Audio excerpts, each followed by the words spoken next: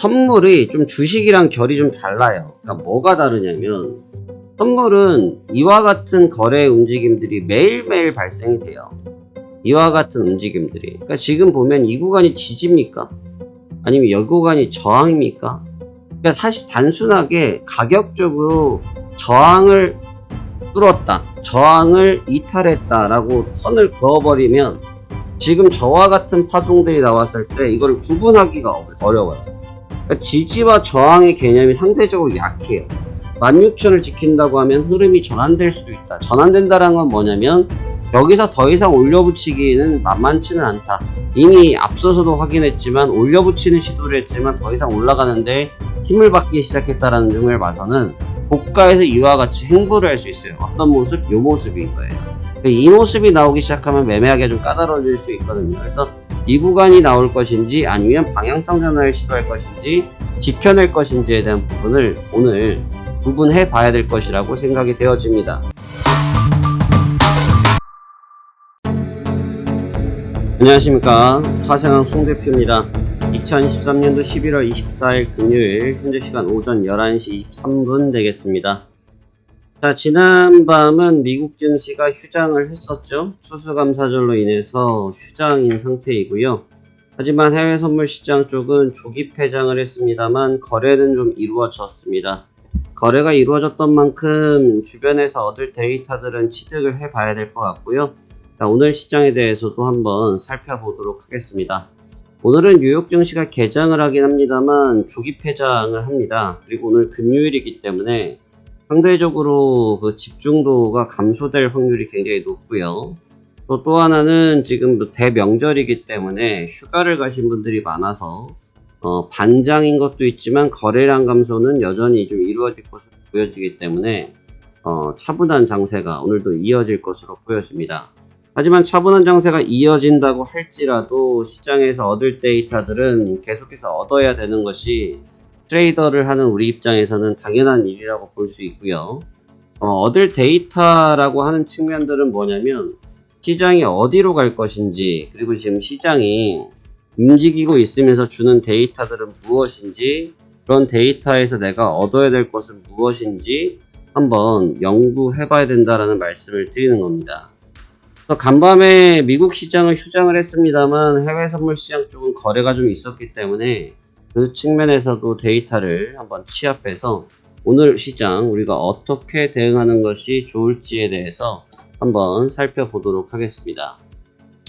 먼저 뉴욕 증시 같은 경우는 휴장을 했기 때문에 당연히 데이터가 없겠죠. 움직임 자체는 당연히 없었고 거래가 없었기 때문이죠. 하지만 지금 여기에서 봐야 될 부분들은 선물 시장 쪽에서의 거래는 여전히 좀 있었기 때문에 주목을 좀 해봐야 된다고 생각이 됩니다. 어제 어떻게 보면 종일 박스권을 했고요. 어저께 조기 폐장을 하기 직전까지도 박스권 상태에서 무브먼트를 못 가져갔죠. 계속해서 박스를 가져갔습니다. 거래량이 당연히 평시 대비해서 5% 수준 정도밖에 되지 않았기 때문에 움직일 수가 없었죠. 거래가 있어야 움직이는 거지 거래 없이 움직일 수는 없습니다. 하지만 이쪽 친구들의 움직임이 있었지만 사실 여기서 이 측면만 보는 것이 아니고 자산들의 움직임들도 좀 봐야 되는데 여전히 유가 쪽은 오펙K로 인해서 급등락을 이어가고는 있어요. 급등락을 이어가고 있지만 기본적으로 추세적으로 지금 회복하고자 하는 기조가 강하다라는 부분은 눈에 띄게 볼 수 있고요. 급락한 이후에 빠르게 회복, 다시 조정을 받았지만 또 회복을 하면서 유가 강세가 이어지고 있습니다. 여러분도 아시겠지만 하마스와 이스라엘이 일시적 전쟁을 멈추는 휴전 상태를 한 4일 정도를 진행한다고 이야기를 하는데 사실 휴전 상태를 4일간 진행을 한다고 할지라도 유가가 사실은 되게 긍정적으로 받아들여야 되지만 아직까지 그렇지 못하고 있거든요. 그 얘기는 무슨 얘기냐면 지금 유가의 움직임이 그러한 측면에 대한 내용으로 움직이고 있다고 보기보다는 다른 관점의 측면으로 움직이고 있는 부분이 더욱더 많다라는 것이 주가 움직임에서 드러나는 부분이다라고 볼 수 있습니다.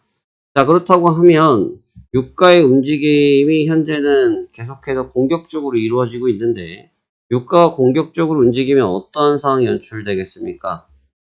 당연히 주가 인플레이션과 관련된 내용으로 전가가 되겠죠. 그래서 인플레이션 관련 부담감이 있는 측면이기 때문에 조심스러운 주가 흐름 양상이라 볼 수 있겠고요.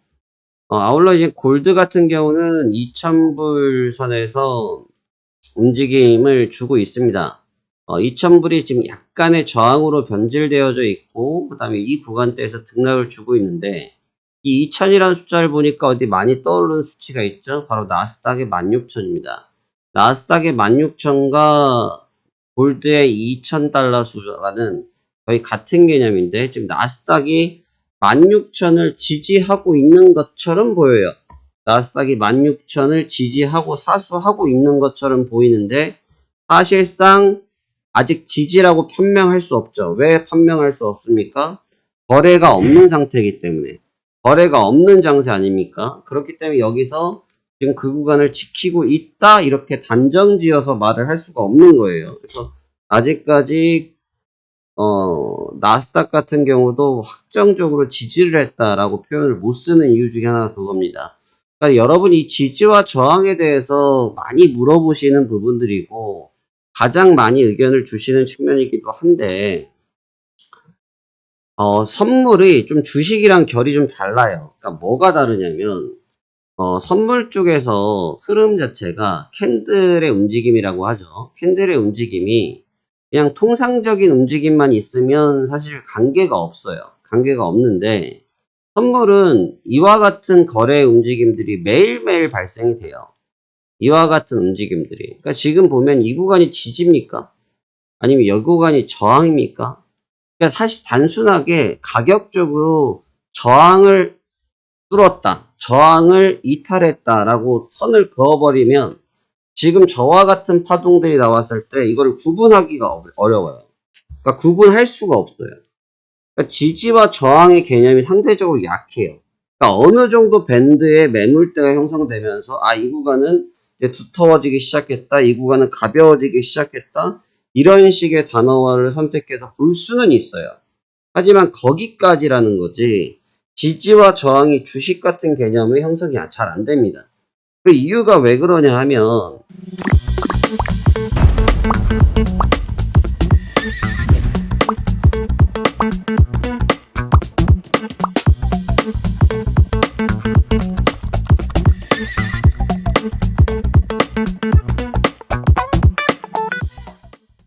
주식이 움직이려고 하면 어떻게 해서 움직입니까? 주식이 움직일 때는 매집이 돼서 움직이죠. 매집이라는 거는 대주주가 사든 일반 투자자들이 사든 주식을 많이 매입한 사람들에 의해서 주가의 움직임이 형성되어진단 말이죠. 근데 그 부분은 그렇게 이루어지는데 그 외부분들은 어떻게 이루어집니까? 그 외부분들 꼭 지지와 저항 형태로 움직이지 않는단 말이죠. 예를 들어서 이번에 문제가 됐던 주식들, 종목은 굳이 언급하지 않겠습니다. 이번에 문제가 됐던 주식들 보면 어떠한 사태가 발생되면서 일시적인 강제 반대 매매, 반대 손절, 거래 정지 이런 부분들이 주가에 영향을 미치고 있는 거잖아요. 그렇기 때문에 꼭 주식과 같이 지지와 저항의 개념이 선물 시장에도 잘 통용되지는 않습니다. 또 지지가 넘어가는 경우도 있고 지지가 넘어가지 않는 경우도 있고 또 그 지지가 지나고 나서 맞는 것처럼 보입니다만 또 그렇지 않은 경우들이 비일비재하단 말이죠.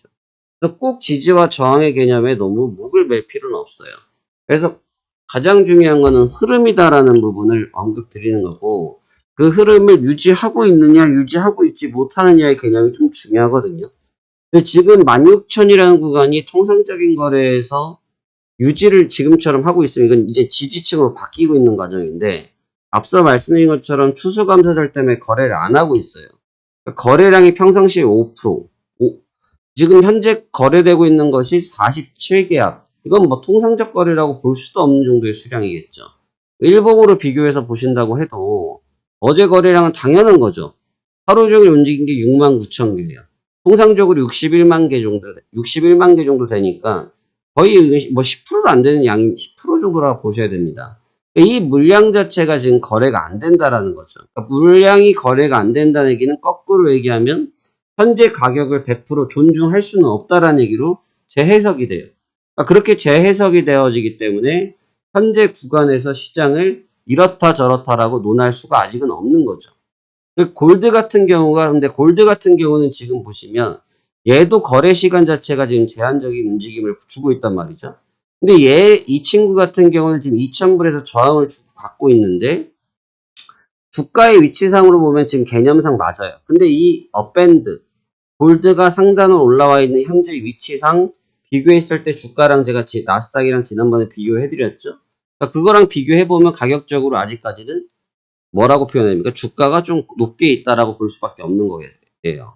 그래서 골드의 지금 현재 움직임이 상당히 주목되어진다라고 볼 수 있겠고, 국채 쪽도 움직임은 좀 둔화되어지긴 했고, 거래 자체가 역시 마찬가지 상황이긴 하지만, 지금 지속적으로 반발력을 주고 있으면서 4.4선으로 다시 회복을 했어요. 이걸 일봉상으로 바라본다고 하면 요 구간대인데 4일 전, 5일 전 구간인데 주가를 4일 전, 5일 전으로 뒤집어서 보시면 대략적인 주가의 위치가 나오겠죠. 그렇기 때문에 현재 이러한 주변 데이터를 바라봐야 됩니다. 이 데이터를 바라보니까 현재 여기서 바라볼 수밖에 없는 관점은 16,000을 지키고 있느냐라고 물어봤을 때 이거를 대답을 예, 지킨 겁니다라고 단호하게 말할 수 없는 거겠죠. 그러니까 16,000을 아직까지 지켰다라고 말할 수 없어요. 못 지키고 있다고 보는 게 더 맞는 거예요. 그래서 오늘 저녁은 개장을 좀 하기 때문에 아직도 뭐 오늘 밤에 개장을 할지라도 그 역시 반장이기 때문에 정상적인 거래 형상이라고 보기는 솔직히 어려워요. 하지만 그 구간에서의 움직임들이 메이드가 되고 움직임이 메이드가 되면서 변동성을 만들어 줄 거기 때문에 그래도 힌트를 찾을 수 있을 거라는 것이 현재 제가 보는 소견이라고 볼 수 있겠습니다. 그래서 국채와 금에 대한 움직임이 여전히 좀 위협적인 상태이고 달러의 움직임 또한 지금 약세 기조에서 벗어나기 시도를 하고 있는 상태라고 봤을 때 주가가 순조롭게 지금 상태에서 변동성 레인지를 계속 끌어올리기에는 무리가 있다라는 것이 제가 가지고 있는 소견이다라고 볼 수 있습니다. 오늘 장의 전략은 굉장히 좀 간결할 수도 있어요. 어떤 부분이 간결할 수 있냐면 어제의 일은 지우셔야 되고 22일 날 있었던 흐름으로 넘어가셔야 됩니다.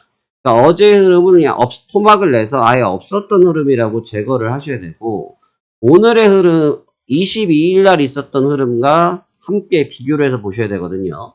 근데 지금 그 흐름을 뭘 보셔야 되냐면 요 고점을 체크하는 오버슈팅 이후에 주가가 바로 대밀려 버렸어요. 15분 걸렸거든요. 근데 이 고점을 갱신한 부분 때문에 뭔 현상이 생겼냐면 차트의 모양이 달라졌어요. 일봉상 바라보시면 어제 직전에 22일날 있었던 흐름 때문에 박스권을 돌파한 흐름으로 바뀐 느낌이거든요. 하지만 그 흐름을 단 15분만 유지했었고 그 뒤에서는 보시다시피 고점 체킹을 하고 있는 구간이에요. 이 고점 체킹을 하고 있기 때문에 당연히 오늘 기본적인 전략은 고점 체킹 전략이에요. 그래서 고점 체크를 계속해서 하방 압력을 줄 수 있느냐 없느냐 이 점 주목해야 되는 게 당연한 전략이라고 보여지고 여기서 이제 중요한 거는 이제 여기서 하방 체크를 했을 때 이 16,000을 어떻게 처리할 거냐 16,000을 존중할 거냐 16,000을 존중하지 않겠냐예요. 어제까지 지금까지는 16,000을 아직까지 존중할 수가 없다라고 말씀드리고 있는데 오늘 2차적인 붕괴가 있다고 하면 16,000을 지킨다고 이탈한다고 볼 수 있어요. 근데 만약에 16,000을 좀 지킨다고 하면 거래 규모를 좀 보긴 봐야겠습니다만 16,000을 지킨다고 하면 흐름이 전환될 수도 있다. 전환된다는 건 뭐냐면 여기서 더 이상 올려붙이기는 만만치는 않다. 이미 앞서서도 확인했지만 올려붙이는 시도를 했지만 더 이상 올라가는데 힘을 받기 시작했다라는 점을 봐서는 고가에서 이와 같이 행보를 할 수 있어요. 어떤 모습? 요 모습인 거예요. 이 모습이 나오기 시작하면 매매하기가 좀 까다로워질 수 있거든요. 그래서 이 구간이 나올 것인지 아니면 방향성 전환을 시도할 것인지 지켜낼 것인지에 대한 부분을 오늘 구분해 봐야 될 것이라고 생각이 되어집니다. 오늘 장은 이러한 데이터를 얻는 힌트의 구간이라고 보시면 좋을 것 같고요. 변동성은 상대적으로 제한될 거라고 보여집니다. 그래서 연휴를 앞두고 내용이 좀 급하게 있으면 시장이 좀 빠르게 움직일 텐데 아직 내용이 크게 있지 않기 때문에 시장이 빠르게 움직일 근거는 좀 부족하다고 생각이 들고요. 빠르게 움직일 근거가 부족하다 보니까 제한적 변동성이 오늘 이루어지지 않느냐라는 생각을 가지고 있다. 이렇게 내용 전달해 드리도록 하겠습니다. 늘 많은 분들께서 저희 영상을 시청해 주셔서 참으로 감사하게 생각들고 뭐 근래의 시장을 보면서도 좀 답답하신 측면들 또 어려워서 이걸 어떻게 해결해야 되는지 고민하시는 분도 많은 걸 알고 있습니다. 가장 중요한 것은 내가 갖고 있는 고집을 피는 것이 아니고 내가 가지고 있는 상황을 어떻게 풀어가는지를 해야 되는 것이지 매매 자체를 감정적인 요소를 갖고 와서는 하시면 안 된다라는 점을 다시 한번 말씀드리도록 하겠고요. 그 다음에 이것은 제가 공개적으로 다시 한번 언급을 드리도록 하겠습니다. 저희 파생항 송 대표의 이 무료 체험을 많이 시청하고 계세요.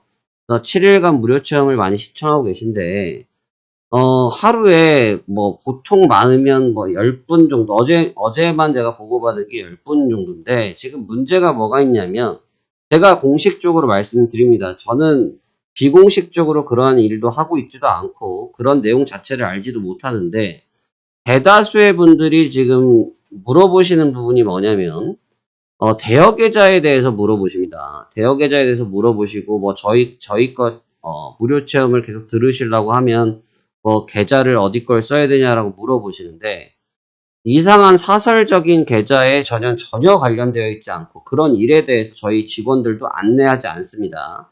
만약에 그런 안내가 있다고 하면 저한테 제보하시면 좋고요. 당연히 없습니다. 의외의 부분들은 저희 채널이나 제 이름을 갖고 하시는 것들은 대다수 사칭이라고 보시면 될 것 같고요. 그렇기 때문에 그러한 부분이 아니고 저는 정상적인 증권사를 통해서만 거래를 하고 있습니다. 그렇기 때문에 여러분들도 그걸 쓰는 것을 당연히 권고 드리는 바이고 개별적인 계좌에 대해서는 저희 전혀 관여하지 않고 있어요. 그래서 하루 종일 많이 물어보시는 게 어디 계좌를 쓰셔야 되냐고 물어보시는데 어디 계좌를 쓰셔야 되는 일은 없습니다. 여러분 알아서 쓰시는 거고 직접적으로 알아보시고 직접적으로 활용하시는 겁니다. 그래서 여러분의 계좌와 저는 전혀 관련 없는 일을 하기 때문에 저는 시장을 바라보고 시장에 대한 브리핑을 제시하는 사람이지 그런 계좌와 관련된 일을 하지 않습니다. 자, 그러면 오늘도 성공 투자하시길 기원하면서 매매 준비해 보도록 하겠습니다. 오늘도 성공 투자 기원합니다. 감사합니다. 파생왕 송 대표였습니다.